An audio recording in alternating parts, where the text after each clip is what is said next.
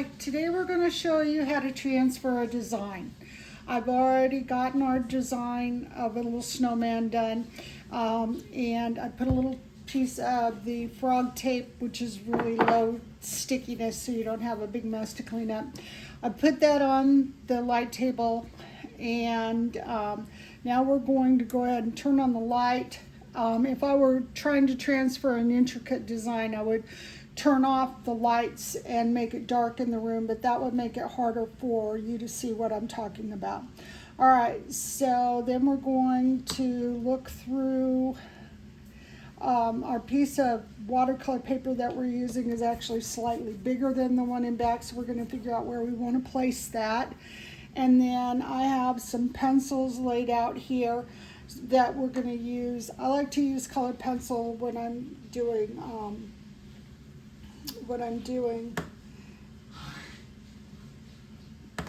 brain work. I like to use colored pencils for this because if there's a little bit of residue from the colored watercolor pencils, it's actually just going to come through and show on the other side and be part of the design. Okay, so we got our yellow. Then we're going to use a brown to do our broom handle.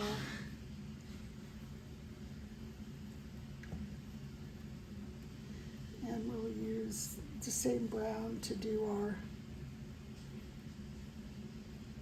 twig.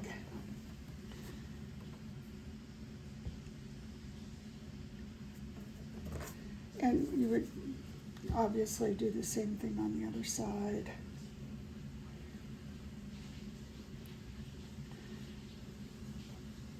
Okay. So you've got that. Okay. And then for the snowman itself, we're going to use a light blue.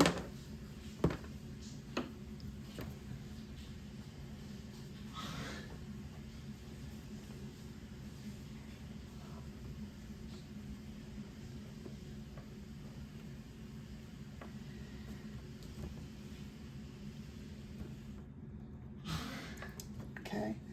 And I'm going to use a dark blue for the what will be black, but if it fades a little bit, it'll look like shadowing.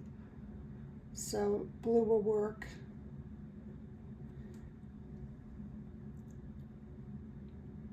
And remind myself we're going to need a little spot for the white of the eyes. Okay. And again, we're going to use the blue for the mouth because that way if there's a little bit of bleeding, it won't be a problem, and you can come over it. Red being darker than blue, it'll cover it anyway. Also, orange and blue being opposite each other on the color wheel. Now, you could use orange if you wanted to, but we're just going to go ahead and use blue. And there are some little marks that kind of designate it's a carrot. You don't actually have to put those in. I drew them just so you could kind of get a feel for things, okay? And we're going to do the scarf and the hat in a slightly darker blue, and possibly do some striping and other stuff, but we don't really need to worry about a whole lot of that right now. Okay.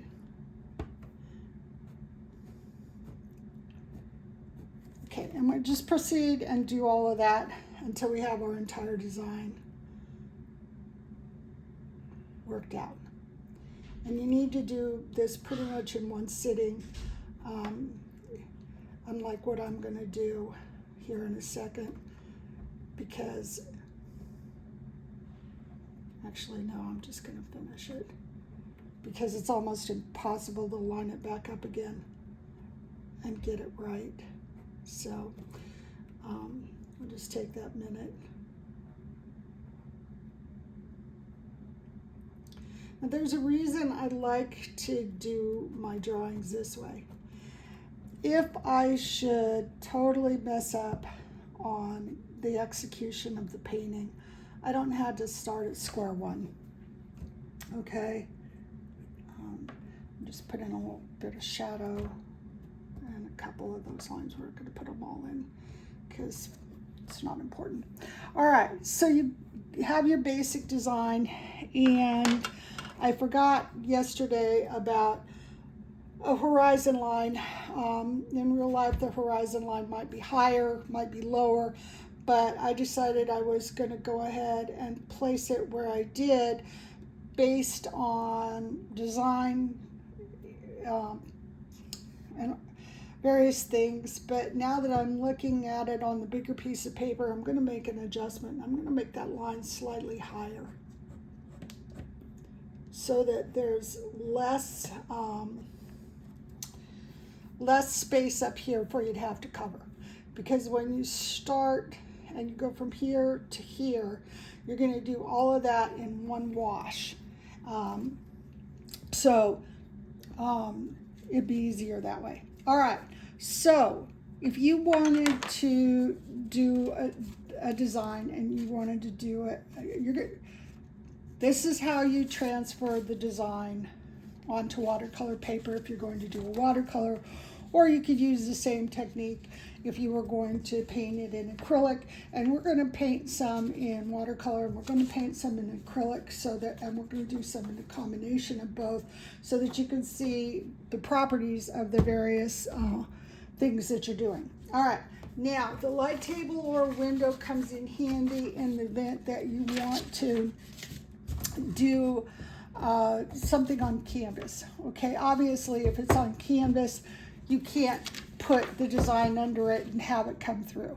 Okay, so that being the case, what you would do, where your light table is going to come in handy, and no, I'm not going to stand here and show you this whole thing, but where the light table would come in handy is to go over the lines of your design. Do a little bit more, just so that I can flip this over on a plain piece of white paper and show you what I'm talking about. Okay, so you got that, and then you flip it over, and I meant to have a piece of paper. It doesn't matter. All right, so you flip it over. So now your pencil's on the back, and you put it over the top of the canvas, which I'm not going to do right now because I'm not ready to fill the whole thing in. And again, you're never, ever, ever going to line it up exactly. But then this was a 4B pencil, so it was fairly soft lead. You can use 2B. Then you're going to need to take a fairly sharp instrument. I'm using this brown. It's never actually going to show on the finished product, so you can use whatever color you want so that you know where you put your lines and where you haven't. If you went over it again with black, you might not know where your lines were. Okay, so you're just going to go over the top of your design. And when you lift it up, you should have some lines there. I'll shut off that light and see if that helps you to see it a little better. Okay, so those will be the lines that you're going to follow when you do an acrylic, and you can come back in and gently add back in lines by looking at what's here and where the line was and go, okay, yeah, all right, that needs to be a little better, a little darker, whatever. But you've got enough lines there that you can figure that out. All right. So we've been talking about getting to the point where we're going to do a full sheet, or not a full sheet. This is a 12-inch by 9-inch sheet. If you get into doing something as large as this, I'm going to say that you absolutely, positively need to use Arches paper as opposed to the less expensive paper. The less expensive paper is fine for practicing on snowmen and things that are nice and small like this, and you're not going to take forever and a day to paint it. It would probably take me start to finish about 3 hours to finish one in this size. Okay, and we're going to take a minute and we're going to talk about copyright. I talked to you yesterday about sumi. And in Japanese style painting, they don't really have a problem with the master teaching the student how to copy what they have done. They do expect at some point that the student will go on and develop their own ideas. But in general, it is considered extremely rude at the most simple level and criminal at the other end of the spectrum if you use someone else's drawing or painting or photograph to create your own work of art. Now, I know this all gets real confusing because you are allowed to take painting supplies into major museums, check in at the desk, and go and paint from an original work hanging on the wall. You have to do certain specific things. You have to actually bring in a canvas or painting surface that is at least 1/3 smaller or 1/3 larger than the original, so that the museum staff will readily know you're not walking out with their original piece. You will also have to, on the back side of your finished product, put whoever it was. Say it was Renoir. Okay, so you need to put attribution, and you need to say, or Van Gogh. Starry Night by Vincent Van Gogh, and painted by, and sign your name and the date that you did it. And that way, no one can ever be fooled into thinking that's the real deal when it isn't. It's your rendition of what the artist did. And y'all may think this is really silly to go on and on about, but I have a good friend. And as I said, we moved to a small town. And I'm going to go ahead and work on this for a minute while I tell you this story, because it's a very valuable story. And I have seen and heard of more than one artist getting themselves into trouble for using somebody else's work without permission to do so. So, and it's not a joke. If you do a really crummy job, which is something we're going to talk about here in a minute, that can affect the artist and the value of their work going forward. And it's a possibility that the artist sold the rights to use that image to somebody else. And let me tell you this, Disney doesn't fool around. All right, so this photograph that I'm using is actually, I'll shut this off for a second. This is actually a photograph taken by my daughter-in-law, and it's from her grandmother's garden. And I don't have permission to use her name, but I do have permission to teach with this. And in the event that we should become so very popular that people wanted to do this exact painting, I could send them my drawing, and they would need to then compensate me in some way for having used it. But I would also be required to give payment to my daughter-in-law each time this image is used, because it's her intellectual property, it's her photograph. So we're going to paint this very soon, and you can either request that I send you this, and I will come up with what is a fair amount to cover shipping, handling, printing costs, and all of that. Or you can go out to your grocery store or your local nursery or wherever, and you can take your own photograph. Now, back in the day, you could probably get away with going to a magazine or something of that sort, finding a photograph and using that. But now they have computers that can take a photograph of any image you produce and do a reverse search on it And they can know exactly where that image originated, and there's some really big multi-million-dollar lawsuits going on right now for people who decided they would sample somebody else's work and use it in a background or something else. So just don't fool around with it.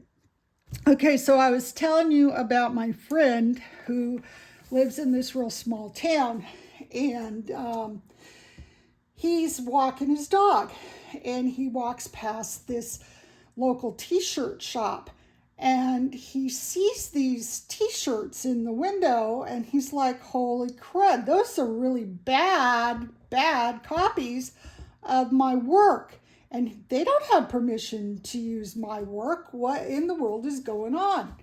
So he goes into this t-shirt shop, and he asks to speak to the owner, and it turns out that the owner is the person who did the drawings, or not the drawings, but the artwork that they're using for these t-shirts. And my friend starts talking to this guy, and he wants to figure out, does this guy not know that it's illegal to do this? Because my friend had done these just for his own personal use. My friend had done these as a campaign for Budweiser beer, and sold them the rights to use his images on a line of very popular t-shirts and posters and other promotional advertising that Budweiser had done. And so this person obviously had never paid to use these images. They weren't particularly well done. The quality of the shirts was pretty crummy. There really wasn't anything nice to say about it, but my friend was still being really nice about it. And he goes, hey, buddy, you really do need to not ever do that again. And you need to pull those because you don't have permission to use them. And the artist, could come walking in here and have a real problem with you for having those. And the owner of the shop says, this is a small town. He'll never find out. I'm not doing anything. At which point my friend decided, okay, jerk face, we'll talk about that. And so he went 2 doors down in our small town to a lawyer, and the lawyer wrote up a case, and it went to court, and the guy was still fighting it when the judge said, okay, mister, I've looked at how much revenue your little t-shirt shop has made, and I understand that you still don't seem to understand why what you are doing is wrong. So I'm not going to fine you enough to put you out of business, but I am going to fine you enough so that you learn a lesson, that you do not get to decide that you're going to use somebody else's work without giving attribution and without compensating them. So seriously, folks, don't do it. Okay, and another little bit fuzzy thing about it is also that if you do use this drawing from my daughter-in-law's photograph, and you take said painting and you enter it at the county fair or someplace else in an art contest, wherever it might be, and you try to pass it off as your own, even though I have, in fact, given you my permission to go ahead and use it for your own purposes, for study, and possibly, if it's really good, to give it as a gift. I don't even care if you do more than one, as long as you're not selling it and making a profit off of it. However, if you were to enter this in a contest and win that contest, odds are somebody would know that it wasn't yours, that you didn't actually do the drawing, that's not your original idea, and then you would be disqualified, and any prize money that you might have won will be taken away from you. And along those lines, if you ever take a class and your teacher touches and paints on any portion of what you're doing, that is also not considered to be your original work because you didn't do it by yourself. And I know someone who was incredibly embarrassed when it was found out after she won a major prize at a local competition that, that she hadn't actually created and done this all by herself, that she had done it in a seminar. So copyright can be a little bit tricky, a little bit hard to understand, all the different nuances. But my advice to you is, if you're in doubt, don't do it. Most artists aren't going to care if you use their work as a learning tool and you're just practicing at home. They probably won't care if you frame it and put it on the wall. It'd be nice if you give attribution. They probably aren't really going to care about that sort of thing. But trust me, when it comes to money and you using their work without them being compensated, an artist of any sort, I don't care if they're a musician and you're using their work for your political campaign or your ad campaign, or if you're using the words of a poet and you're not giving them any compensation for it, you're not giving them any attribution for it, they're not going to be happy with you, and it's a place you don't want to go. I have a son who's a lawyer, and he could explain the whole thing a whole lot better than I just did, but trust me, even in a small town, you never know who's who and what's what. So anyway, on that note, let's try to have a great day, and I'll show you how to do the painting of the snowman with my next set of videos. Take care.